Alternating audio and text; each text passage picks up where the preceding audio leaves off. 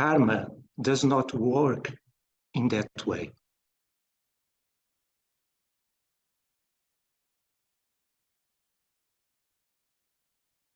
We balance karma through the opposite action that generated that karma, and not by living the same experience.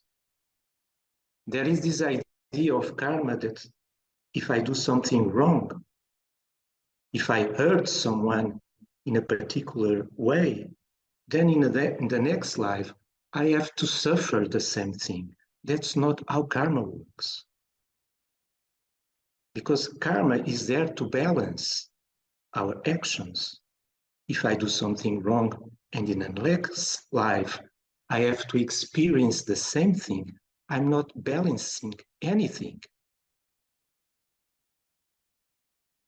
I balance karma by doing the opposite action. I hurt someone, and in the next life, I will try to help that someone. I balance the negative action with a positive action, and not by living the same negative action. Karma don't punish you. Karma helps you to repair what was made wrong.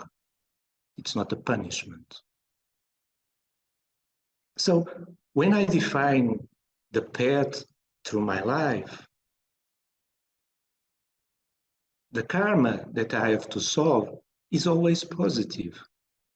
Which actions should I make to repair what I have done? It's not never negative in the sense that I have to establish this path so I can suffer the consequences of things that I made in the past. No, I establish this path to balance things that I made in the past, and I balance in a positive way.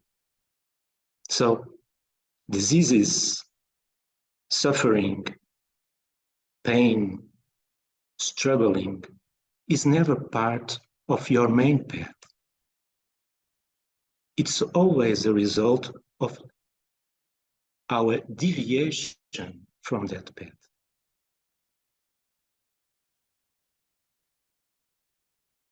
And the healing process is to return back to that path.